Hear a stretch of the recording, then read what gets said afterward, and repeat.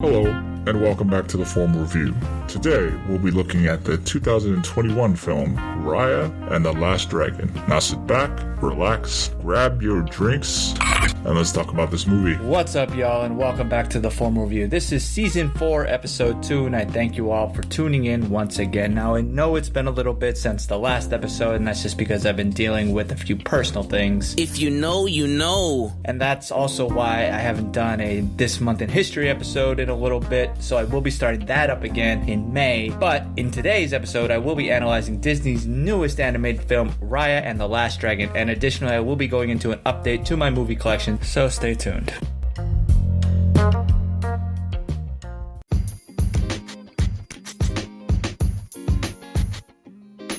Have you ever thought about starting your own podcast? When I was trying to get this podcast off the ground, I had a lot of questions. Like, how do I record an episode? How do I get my show into all the apps that people like to listen on? How do I make money from my podcast? The answer to every single one of those questions is really simple. Anchor. Anchor is a one-stop shop for recording, hosting, and distributing my podcast. And best of all, it's absolutely 100% free and ridiculously easy to use. And now Anchor can match you with some great sponsors. That means you can get paid to podcast right away. In fact, that's exactly what I'm doing right now. So if you've always wanted to start a podcast and make money doing it, go to anchor.fm/start to join me and the diverse community of podcasters already using Anchor. Again, that's anchor.fm/start. And I can't wait to hear your podcast. Now, the first update to my movie collection that I got was Wonder Woman 1984, which was released on HBO Max last Christmas. Now, I'm not going to talk about the movie and what I think about it in this episode, so you can go check out Season 3, Episode 43 for that. But when it comes to the presentation of this movie, HBO Max was a letdown. The movie was originally filmed with a combination of 35mm film, 65mm film, and digital cameras. It was then mastered on a 4K digital intermediate, and according to director Patty Jenkins, this was the first film on HBO Max to be in 4K Ultra HD, HDR10, Dolby Vision, and have Dolby Atmos. Now, if this is your first time tuning in, I had qualms with this claim. At the time, and also now, if I'm not mistaken, HBO Max hasn't really released any information of what internet speeds you need to get those features. And if they don't say what they need, it's really hard for me to believe that it's true 4K. Streaming 4K content takes a lot of bandwidth and then compression when you add in Dolby Atmos, so without this confirmation, it's really difficult to say. In the end though, I was ultimately saddened by the stream. Even though it was technically 4K by upscale, it was extremely noticeable that it wasn't actually 4K to me. There was a lot of noise in the dark scenes, and it also really didn't have Dolby Atmos, which was sad at the time because the score was really, really good. Now, with the 4K disc, I noticed a huge upgrade in color and detail thanks to the enhanced HDR and Dolby Vision element that I didn't have before. Even the darker sequences, such as the final battle with Cheetah and Wonder Woman, look a whole lot better. And for those who compared Cheetah to the movie Cats, she looks a whole lot better here. Black levels are much richer and deep, and skin tones look more natural. I would say the CGI is very typical for a DC movie, like it or not. But as a whole, visually, this movie looks absolutely phenomenal. And then you add in the new Dolby Atmos tracks that was missing from the stream, which is obviously an upgrade as well. It's not as good or as immersive as Batman vs Superman or Man of Steel, but still up there when it comes to those immersive effects. One can hear how each bullet, vehicle, or piece of debris from an explosion flying by your ear, and frankly, that is a huge upgrade over the stream, and that Hans Zimmer score fits extremely well into it. Now, the other update I got was the remastered version of Batman vs Superman Dawn of Justice Ultimate Edition. Long title aside, basically Warner Brothers allowed Snyder to revisit and restore the Batman vs Superman to its original intended vision, which had IMAX footage in the 1.43:1 aspect ratio, similar to what he did for his Justice League film. So there's a few scenes apparently in this, I have not watched this yet, that are going to have those black bars on the side of the movie instead of on the bottom like the rest of the the movie. He also apparently had been given access to the original 4K digital intermediate and the IMAX 70mm elements, so then he was also able to adjust the color grading and make this brand new master. Now, I haven't watched this yet, like I said, but I will soon, and then I'll give a review of that later on. Anyway, now on to the movie at hand. So let's sit back, relax, grab your drinks, and let's talk about this movie.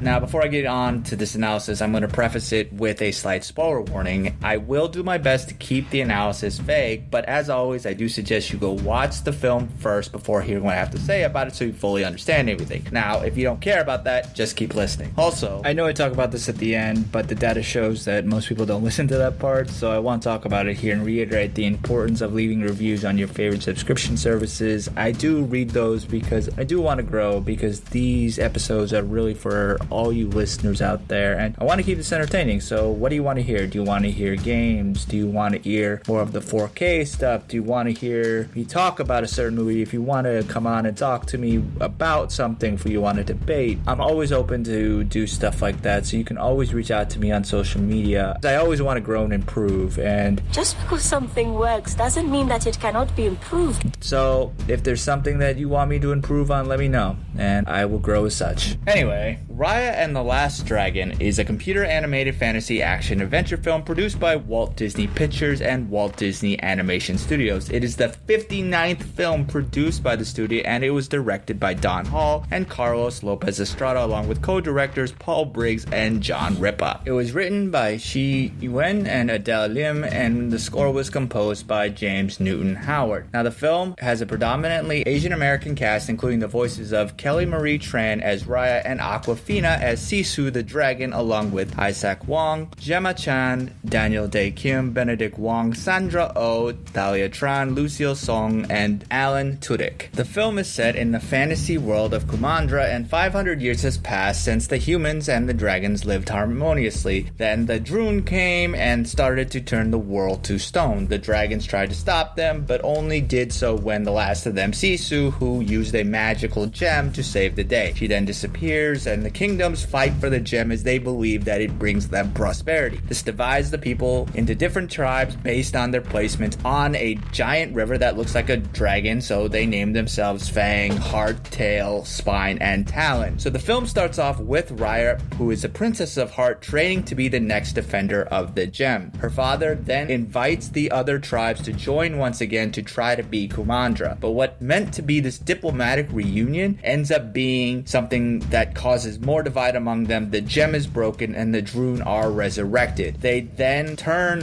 Raya's father and many others into stone, and then fast forward 6 years and Raya has become this untrusting nomad trying to find Sisu to bring back all the pieces of the gem together to save her dad and then eventually Kumandra itself. So to start off, this film has a lot of similar aspects with the fellow Disney animated film Moana, especially when it comes to its comedy and also its empowering journey, which are the two films' best attributes about it. The main difference is obviously culture, and Moana being more of a musical. However, there are as well plenty of these familiar fantasy themes, along with a few Indiana Jones and Star Wars nods. The film also feels at times remarkably original, and the animation is really amazing from how real the water looks, and the artwork honestly is stunning. Each kingdom has its own individual charm, and one can recognize elements from real South Asian countries. Fang has a bunch of structures built along the water, while Talon has this bustling street market vibe, and these details really add to the effect of the movie. And you can see how the region of the real world has an influence on this movie, and it even shows through how the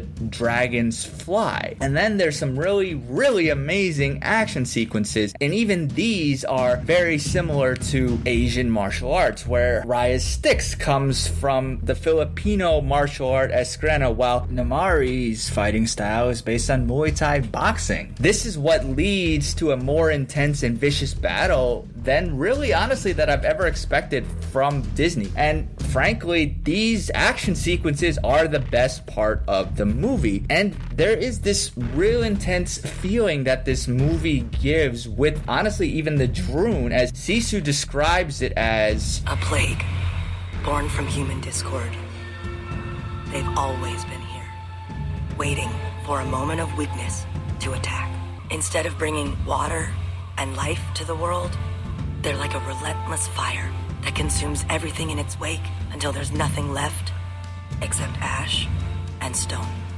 But there's also these farting bugs that when they fart, the toots explode. So it's definitely a film that balances serious action sequences with goofy Disney more than it would distract you. And honestly, it's a really good story of courage, triumphs, and challenges, and really being a unselfish person. And that, frankly, is a really great message to pass on to people. And this is really supported by the amazing score. I think that the music really places you into this Asian world. Now, arguably, an Asian composer would have been able to do that better. However, Howard does do a very decent job. He is a very excellent composer. And the characters are very well done. Tran does a very good job as Raya, but I think the standout here is Awkwafina. And honestly, as watching this movie, one of the things that Awkwafina as a person does extremely well is that she will make you smile. Whether or not you're a big fan of her movies or honestly her comedy, she brings this charismatic happiness to a role. And that sits very well with the creature of Sisu based on who that character is. What also Awkwafina does well is that she brings this hilarity to life of this character as Sisu's kind of self-deprecating attitude about life, and really shows how she evolves from this kind of meek character to a fairly confident person. And she's the best character of this movie. And frankly, she's just adorable as this somewhat oddball water dragon. When it comes to stereotypes, there is this thought that Sisu is this great powerful dragon, but then you learn that it's not exactly that way. And I thought that that was such a really interesting way to see a dragon. And the way that a dragon is normally portrayed as being this very powerful creature. And even if you look at Mulan with Mushu, I am the guardian of lost souls. I am the powerful, the pleasurable, the indestructible Mushu. You're, Intimidating? Awe-inspiring? tiny. Of course. I'm travel size for your convenience. If I was my real size, your cow here would die of fright.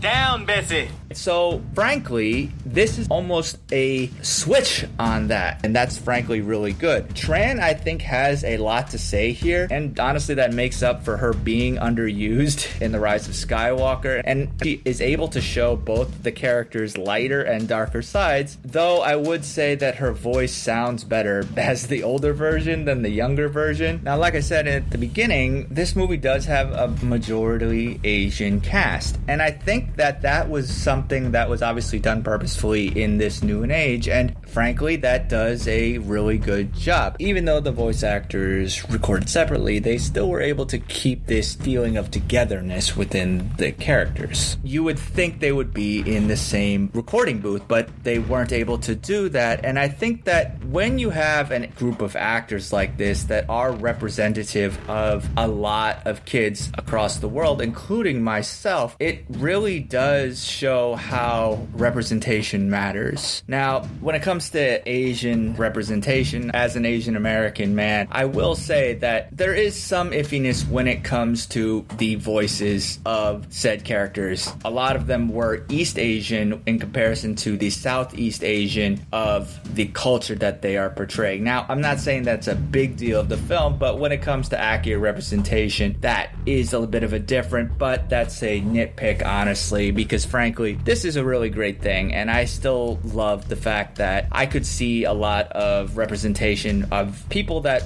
I know that when I was watching this, I could legitimately see one of my aunties in one of these characters. Rewind back and you only see very minimal amount of that representation, especially with Disney animated films. And there is a little bit here and there, obviously, but this film, I could see multiple different people, and even from the same country, but they look different, and you could see all of them in this movie. And that's honestly the importance of the representation. Now, another important representation, obviously, here is the fact that this is one of the few films that obviously has the main character being a very strong female character. When it comes to the Disney princess lineup, a lot of them have romantic interests. Now, this is the second Disney princess to omit any direct romance for the main character. And even though there is some sexual tension, I would say, between Raya and Namaari, it's not really a romantic plot point. And that's not the point of the movie, even though it may or may not be there. And the reason why I say Pixar's Brave technically doesn't have a love interest, there was a plot point of her as a duty to get married, where Disney's Moana, it completely forego the idea of a romantic interest for the female lead at all. And similarly with this film, you could have added a romantic interest, but they decided to completely eliminate that, and allows both Raya, Sisu, and also Namaari to have really good characters and allows them to shine and give really cool character moments. Now,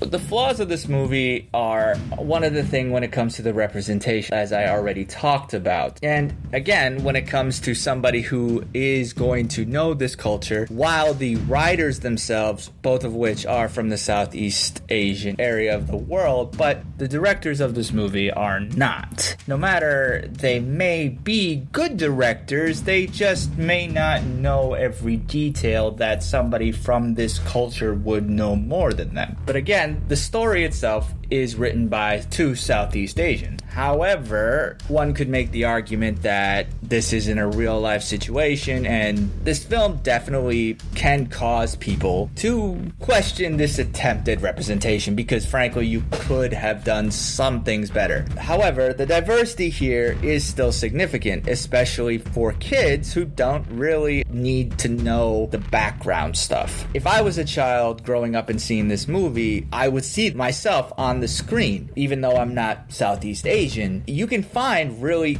great value in seeing movies like this, even though there's not so much representation behind the screen. And it really can remind you of the importance of appreciating other types of cultures. And frankly, this just leads for a better path for diversity and representation seen on screen, because this is a step in the right direction, especially coming from an animation studio that really didn't do much until the 1990s. And frankly, even since then, it's come a long way. And honestly, Raya in itself is beautiful, and it's celebratory, and it shows how a different culture and communities really brings hope around everyone. And that's the true message of this, is that no matter where you come from in the world, your point of view matters, and that's how things get done. It's sitting down and honestly trying to understand the ending of it, because the theme and the ending of the story, which again is about trust, and who do you trust, especially in this world now where everyone's being questioned, and we can't go on as a society and live without open-heartedness and open ears, because as one can see in the movie, Raya and Namaari learn that you have to be willing to have your heart broken and keep it open again and again. Hate can't be fixed with hate, so we have to win things over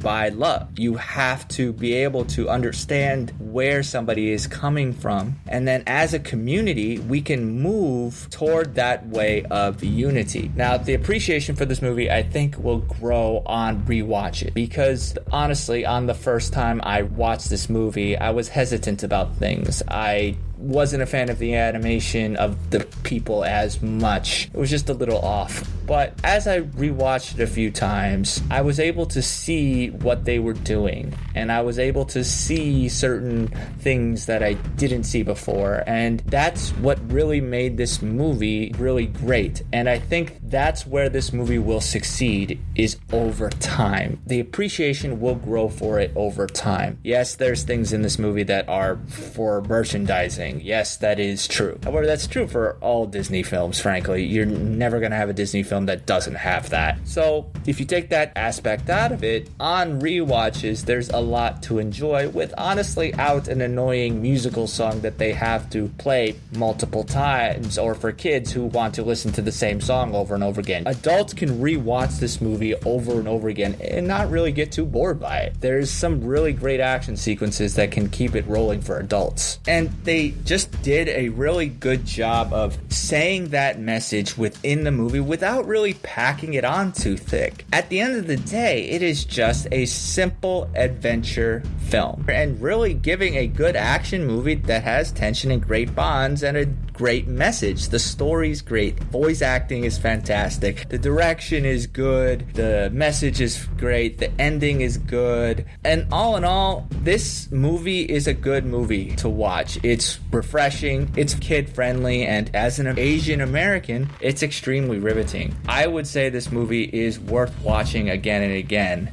Now, what did you think of the movie? Let me know. Hit me up on social media. The Formal Review is on Facebook, Twitter, and the Gram, and also YouTube. The handle's all the same. It's at The Formal Review. And for anyone who has supported me on a financial basis, I thank you very much for supporting me in that way. For anyone who wants to support, you can go to anchor.fm/the-formal-review and click support this podcast, and any donation is appreciated. Thank you all again for tuning in. And until next time, wash your hands, get vaccinated, and wear your mask. And I'll see you at the movies. Thanks for tuning in to another episode of The Formal Review. Cheers, and we'll see you next time.